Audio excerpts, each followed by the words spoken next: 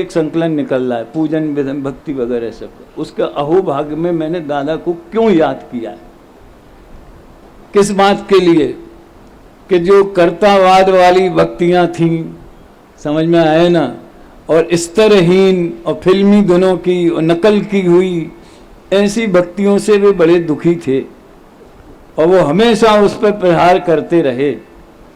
तो उसमें एक विशेषता उनकी ये जोड़ी है कि वे तो समंत भद्राचार्य के स्वयंभू स्तोत्र जैसी पूजन भक्ति चाहते थे। और जब हम लोग घूमने जाते थे, उपाध्याय पढ़ते थे, वो गांधी जी की परिक्रमा करते थे, उनका एक पुतला बना है जयपुर में। बार बार अभय कुमार जी, समाज में कर्तावाद की भक्तियां घुसी हुई हैं, आप उनका विरोध करोगे तो आप ही उखड़ जाओगे, तो इनका विरोध नहीं कर सकते। लेकिन एक उपाय है कि आप बढ़िया बढ़िया अकर्तावाद वाली और आत्मा की आध्यात्मिक भक्तियां, जैन सिद्धांत वाली भक्तियां जैसे पुराने कवियों की हैं, समझ में आए ना, वैसी बना बना के डाल दो समाज में, तो वे अपने आप आउट हो जाएंगी और ये चल जाएंगी। वो ही हुआ। अब जगह जगह निर्ग्रंथों का मार्ग चलने लगा, जगह जगह निरखो अंग अंग जिनवर के चलने लगा। तो ये बात इसलिए आ गई कि समंत भद्राचार्य ने भगवान की स्तुति इन शब्दों में करी है। आप तो मीमांसा है वो, समझ में आया ना, हे भगवान सर्वी पदार्थ सत ही हैं, लेकिन स्वरूप चतुष्टय की अपेक्षा सत हैं। तो ये स्वरूप चतुष्टय क्या होता है? ये द्रव्य, क्षेत्र, काल और भाव हमारे अपने हैं, आकाश का क्षेत्र नहीं, काल द्रव्य का काल नहीं और अन्य द्रव्यों के भाव नहीं, हम ही में, हम ही द्रव्य हैं, हमारा ही असंख्यात प्रदेश क्षेत्र है, हमारा ही अनादि निधन अनादि अनंत काल है और ज्ञान आदि अनंत गुण वो हमारे स्वभाव है। हो गई बात, इसमें कोई ऐसी, मेरे ख्याल से तो 6 ढाला के लेवल का हो गए ना वो भी इस बात को आसानी से समझ सकता है, कोई बहुत बड़ी बात नहीं है। हमें तो आज आगे बढ़ना है। थोड़ा कई लोग ऐसा प्रसन्न भी होते कि हाँ भाई ये बहुत गहरी बात है। कहाँ गए जिन कुमार? इधर बैठा करो, तभी लोगों को आड़ आ जाएगी। तो क्या हुआ, एक पांडे राजमल जी ने एक कलश में गद्य में लिखा है, न द्रव्येण खंडयामि, यानी मेरे में से द्रव्य तोड़ दो ये संभव नहीं है। द्रव्य नहीं रहेगा तो मैं ही नहीं रहूंगा, मैं ही तो द्रव्य हूं, समझ में आया ना। मेरे में से क्षेत्र को निकाल दो। अब इसको यूं समझो, भारतवर्ष का क्षेत्र कितना है? कश्मीर से कन्याकुमारी तक, उधर कच्छ से लेके समझ लो असम तक और आगे जहां तक है नेपाल की बॉर्डर तक, ठीक है। तो भारत है, उसमें से क्षेत्र निकाल दो और क्षेत्र रखो और उसमें से भारत को निकाल दो। सोचो आप, ऐसा नक्शा बनाओ जिसमें क्षेत्र हो लेकिन ये भारत नहीं है। भारत नहीं है तो पहले लंदन था, वो क्या अंग्रेज थे, यानी इतना विस्तार जो हमारा 4000 किलोमीटर लगभग लंबाई में और मेरे ख्याल से 2.5-3 किलोमीटर चौड़ाई में भारत का है, उसके बिना भारत नहीं, भारत के बिना वो क्षेत्र नहीं। हो गई, क्षेत्र और द्रव्य अखंड हैं, ये बात आ गई समझ में। तो न द्रव्येण खंडयामि, मेरे में से मेरे असंख्यात प्रदेश निकल जाएं तो मैं रहूंगा कहां? अरे कालाणु को भी कम से कम एक प्रदेश तो चाहिए बेचारे को, है कि नहीं? अभी काल में भी बड़ा मजा है। भारत का काल कितना अच्छा, ये बताओ। बताओ मतलब सोचो। वो दादा बोलते ना, बोलो मतलब बोलो नहीं, सोचो। भारत का काल कितना, हमें आज का जो भारत है उसको राजनीतिक दृष्टि से देखा जाए तो 15 अगस्त 47 से भारत का जन्म हुआ, समझ में आया ना। लेकिन ये तो एक लौकिक व्यवस्था की बात है, राजनीतिक कागज पत्रों की बात है। भरत चक्रवर्ती के जमाने से भारत का जन्म हुआ है। ऋषभदेव के जमाने में क्या नाम था मुझे पता नहीं, आर्यावर्त या ऐसा जो भी ना हो, भाई साहब ज्यादा जानते होंगे इस बारे में, हैं? ऋषभ देव के। लेकिन भरत के नाम से भारत पड़ा, ये तो सारा जैन समाज अनुभव करता है, दुनिया चाहे कुछ भी कहे। अब कब का एक कोड़ा कोड़ी सागर पुराना इतिहास है हमारा। देश तो होगा लेकिन भारत नाम पड़ा, वो कब तक रहेगा? प्रलय काल तक रहेगा। अब बाकी बीच में कुछ गड़बड़ हो जाए तो अपनी जिम्मेदारी नहीं है। तो ये अनादि अनंत काल भारत का सादी अनंत, सादी शांत समझ लो। आत्मा कब से है? मैं कब से हूं? 6 द्रव्य कब से हैं? आदिनाथ के जमाने से, क्योंकि उनने बताए हैं। अरे भैया उनने तो बताए हैं, केवल बनाए थोड़ी हैं। और अपने यहां तो 24 वेदियां हैं और 3 प्रतिमाएं हैं। एक एक पे तो चिन्ह है और बाकी 2 पे जो लिखा हुआ है प्रशस्ति है, जो भी हो नाम लिखा होगा भगवान का, वो दूर से पढ़ने में नहीं आता है। त्रिकाल 24। और ये त्रिकाल 24 कोई आज की देन हो गए ऐसा नहीं है। अकृत्रिम चैत्यालयों की पूजा में समझ में आए ना। और क्या वो याग मंडल विधान जो वेदी प्रतिष्ठा वगैरह में होता है, उसमें त्रिकाल 24 के एक एक के नाम के छंद लेकर के और वंदना की है, अर्घ चढ़ाया है। कई जगह आता है ये त्रिकाल 24। बहुत जगह अपने ऐसे मंदिर भी बन गए। देखो ये क्या जमाना पलट रहा है। पुराने तीर्थ किसकी गलती है ये मैं नहीं कहता, सरकार की है कि समाज की है। जो हो रहा है सो हो रहा है, खचित है, वे जा रहे हैं। लेकिन जैन समाज की हिम्मत और साहस समझ में आया ना, और भविष्यकालीन दूरदृष्टि कि ये युगों युगों तक हमारे ऐसे तीर्थ कायम जो बन रहे हैं वे रहेंगे और पीढ़ियों तक बताते रहेंगे कि अकेली एक 24 नहीं, त्रिकाल और त्रिकाल नहीं, बल्कि अनंत 24 का क्रम भरत और ऐरावत में चलता रहेगा। बच्चे पूछे तो सही कि ये त्रिकाल 24 कहां से आई? हमने तो ऋषभ से लेकर महावीर तक के ही पढ़े, बाल बोधमान भैया, और भी किताबों में त्रिकाल 24 लिखी है।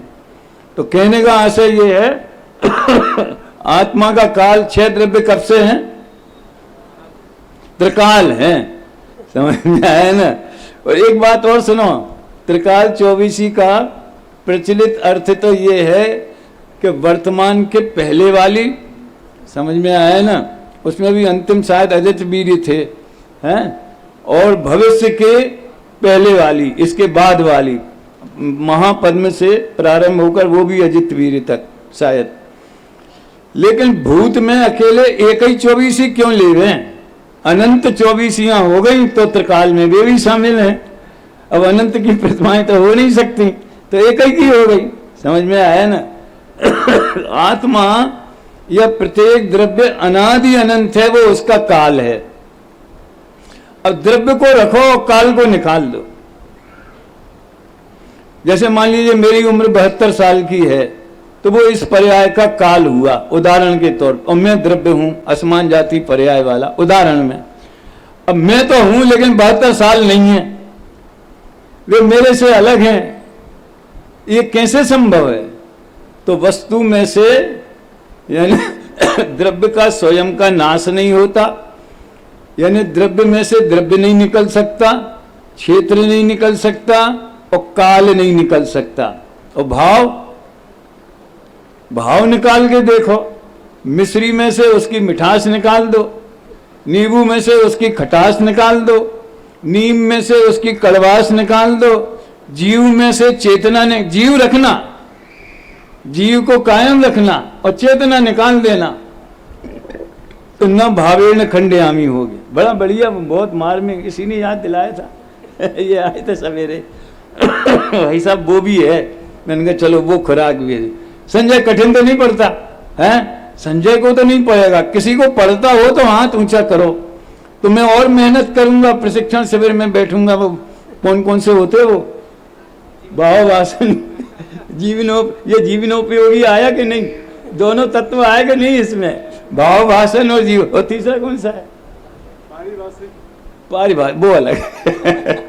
पारिभाषिक भी तो बता दिया, सत किसे कहते हैं? द्रव्य किसे कहते हैं? सत को।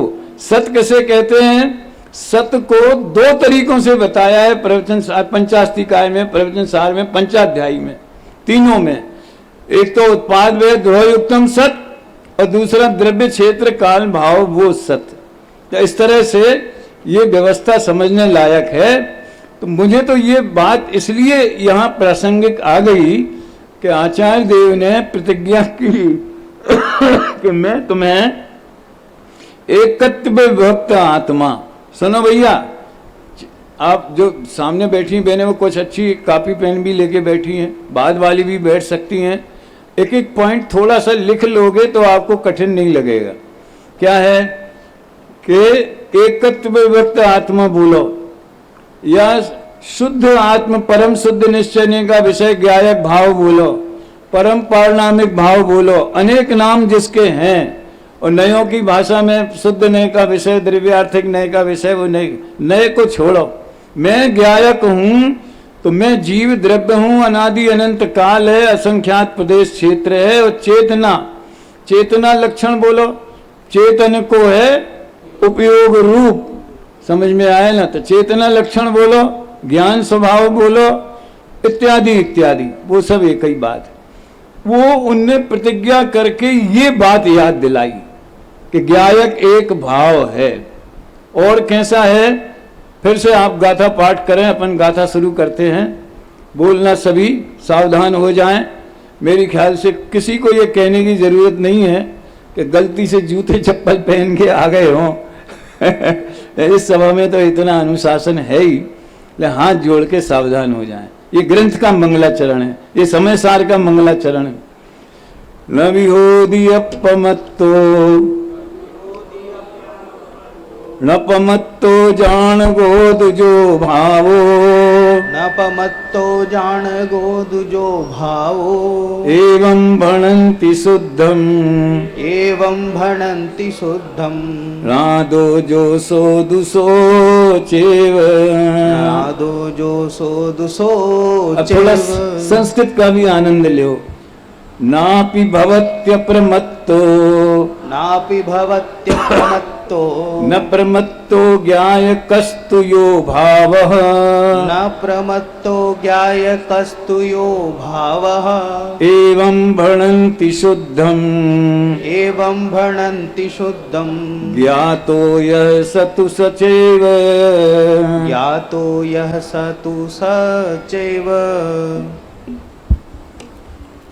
न अप्रमत्त है न प्रमत्त है, बस एक ज्ञायक भाव है। इस भांति कहते शुद्ध पर जो ज्ञात वह तो। अब टीका तो वास्तव में गंभीर है। अगर पूरी टीका ही पर चलें तो पूरा सत्र ही इसमें जा सकता है और उसमें कई गंभीर बातें हैं। लेकिन एक दो बातें आपको मैं लक्ष्य में आवे और उसकी महिमा ख्याल में आवे जो सरल है, उसकी बात मैं करता हूँ। यो ही नाम स्वतः सिद्धत्वेन अनादि अनंतो, पहला विशेषण। ज्ञायक भाव कैसा है? अनादि अनंत है। सुनो ध्यान, काल का बताया था ना अभी, तो भाव और काल एक ही है कि अलग अलग है? सोचने की बात। हमारी पंचास्तिकाय की चर्चा में ऐसे बिंदु बहुत आते हैं और देवलाली के हमारे प्रवचनों में भी ये बिंदु बहुत आते हैं। काल और क्षेत्र, समझ में आया ना? काल एक प्रदेशी है तो उसकी समयवर्ती पर्याय भी एक ही प्रदेशी। क्यों है? बहुसंख्य क्यों नहीं है काल? समय को स्थान की जरूरत नहीं पड़ती है। अभी हमारा अपनी चर्चा 9 बजे से समझ लो 9:45 तक होगी, 1 घंटा मान लो, तो 1 घंटे में कितने फुट होंगे? अब ये प्रश्न से तो समझ में आ सकता है ना। कोई भी इंटेलिजेंट होवे, बिल्कुल नेट क्लियर किया होगा, वो को JRF क्लियर किया होगा, वो बताए 1 घंटे में कितने फुट होते हैं, कितने इंच होते हैं, कितने मीटर होते हैं? पागल हो गए हो हैं? घंटों में मिनट होते हैं, मिनटों में सेकंड होते हैं, और सेकंड के भी 100 भाग वो कंप्यूटर बता देता है। तुम फुट कहां से ले आए?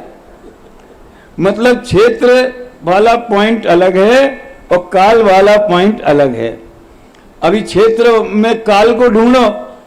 यहां से ललितपुर से सागर कितना किलोमीटर है? कितना किलोमीटर? 100 किलोमीटर है, समझ लो 150 किलोमीटर है। लेकिन किलोमीटर में घंटे कितने हैं? घंटे तो तुम्हें कार से जाओ तो लगेंगे, ट्रेन से जाओ तो समझ लो ललितपुर से बीना 1 घंटा, बीना से सागर 1.25 घंटा, तो सवा जाते आते रहते हैं ना। क्यों भैया सुरेन जी? है वो तो हमारी गति का माप है। लेकिन 100 किलोमीटर में कितने घंटे होंगे? पैदल जाएगा तो सुबह से शाम तक नहीं पहुंच पाएगा, साइकिल से जाएगा तो भले पहुंच जाएगा सुबह से शाम तक। समझ में आया ना? तो घंटों में फुट नहीं होते, फुटों में घंटे नहीं होते। इसका मतलब ये हुआ कि क्षेत्र और काल दोनों पृथक पृथक बिंदु, मैं बिंदु शब्द बोलता हूं। भाव अलग है, क्षेत्र अलग है, काल अलग है और द्रव्य अलग है, लेकिन सत्ता एक है। जो सत्य है वो द्रव्य का लक्षण है, द्रव्य उसका लक्ष्य है। समझ में आया है ना? वही असंख्यात ज्ञायक ही अनादि अनंत है। क्या बोला? ये हुई नाम स्वतः सिद्धत्वेन अनादि अनंतो। अनादि अनंत है, ज्ञायक भाव अनादि अनंत है, लेकिन अनादि अनंत उस ज्ञायक स्वरूपी आत्मा का काल पक्ष है। समझ में आया ना? ज्ञायकपना तो भाव है। देखो मिश्री में मिठास है, तो मिठास तो उसके भाव का, उसकी शक्ति का, उसके स्वाद का नाम है ना। अगर मिश्री समझ लो 100 ग्राम का एक टुकड़ा है, तो 100 ग्राम तो मिश्री का वजन हुआ। ख्याल में आया ना? लेकिन अभेद है, इसलिए जितना जितना मिश्री का वजन उतना मिठास का वजन, जितने आत्मा के प्रदेश उतने ज्ञान के प्रदेश, उतने ज्ञायक के प्रदेश। अभी मूल बात तो यह कि अनादि अनंत क्यों है? क्योंकि वो स्वतः सिद्ध है। ये है मार्मिक बात। ख्याल में आया ना? जो दुनिया ये कल्पनाएं करती है कि भगवान ने बनाया, आजकल का जमाना एक दृष्टि से तो बड़ा अच्छा है, एक दृष्टि से बड़ा खतरनाक। किसी का भी नाम लेके उदाहरण पे भी कोई कमेंट्स कर दो तो न जाने कौन FIR कर देवे। पूरा देश का वातावरण ऐसा हो गया। इसलिए जब भाई साहब कह रहे थे ना है तो लेकिन हमने बचपन में एक पिक्चर देखी थी, उसमें ईश्वर को सृष्टि का कर्ता बड़ी महानता से बताया गया था। सुनाऊं आपको? सुना दूं? ये दुनिया बनाना और बना के फिर चलाना बस उसी का काम है। अपन दादा के लिए कह सकते, ये संस्था बनाना बना के फिर चलाना बस उसी का काम। ये तो परंपरा में आई है। समझ में आया ना? कांग्रेस परंपरा में मिल गई तो क्या हुआ? जिम्मेदारी तो पूरी निभाना पड़ेगी, जैसी नेहरू गांधी ने निभाई थी वैसी। थोड़ा कहा बहुत समझना।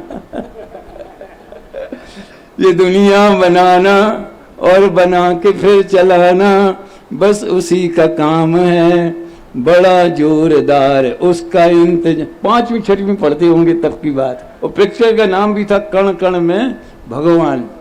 हम 2 साल पहले विदिशा आए थे, तो वहाँ हमने जो उदाहरण दिया, तो किसी के घर भोजन करने गए, उसने YouTube में से निकाल के वो गाना पूरा सुना दिया हमें।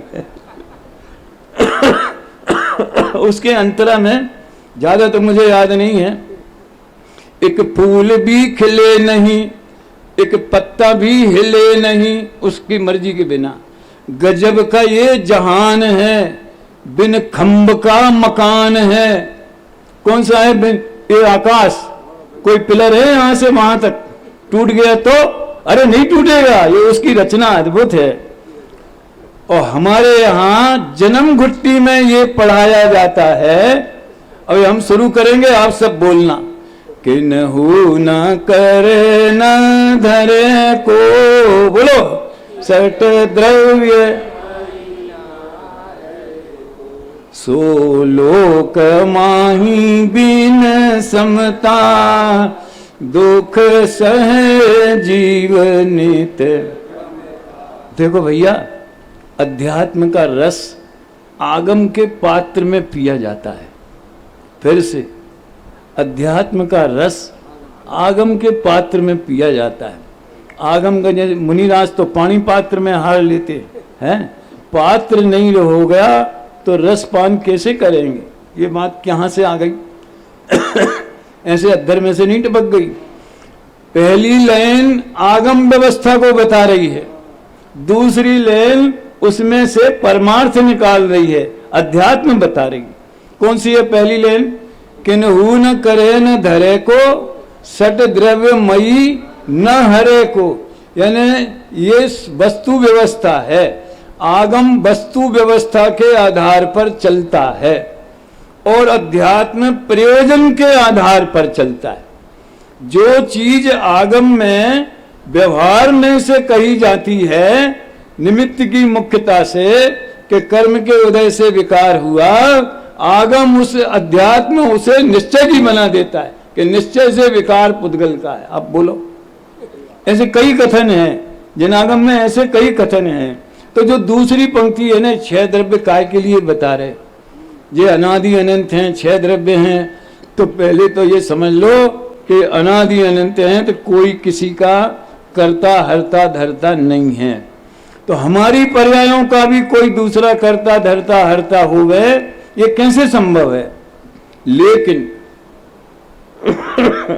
ऐसा नहीं जानने से समझ में आया ना, सो लोक माही, जो ऊपर बताया ना, लोक कैसा है? लोक 6 द्रव्य वाला है, लोक भावना है ना, 6 द्रव्य वाला है, अनादि अनंत है, किसी के द्वारा बनाया गया नहीं है। ऐसे लोक में क्या हुआ? दुख सहे जीव नित भ्रमता। ये जीव अनादि से दुख सहन कर रहा है। क्यों? क्यों सहन कर रहा है? इसका भी जवाब उसमें है। सो लोक माही बिन समता। इसलिए 6 ढाला को सारा जैन समाज की गीता जैसा प्रतिष्ठित है। वो गीता तो एक उदाहरण की बात है, नहीं तो लोग कहें उसको काय को ले आए हैं। ये बहुत प्रतिष्ठित है।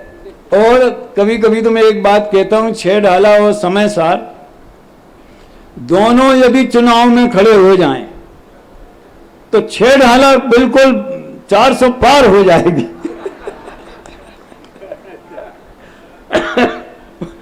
समय सार को बहुत कम वोट मिलेंगे, जमानत जब्त नहीं होगी। लेकिन समझदार लोग कुछ लोग हैं। क्या इसका कारण क्या है? हमारे रोम रोम में 6 ढाला ऐसी प्रतिष्ठित है कि उसकी बात कहो तो लगता है कि हाँ, ये तो अपनी बात है, ये तो अपनी पाठशाला में पढ़ी थी, ये तो हमारे घर की बात है। और वही 6 ढाला की बात जो समय सार से आई है, समझ में आया ना?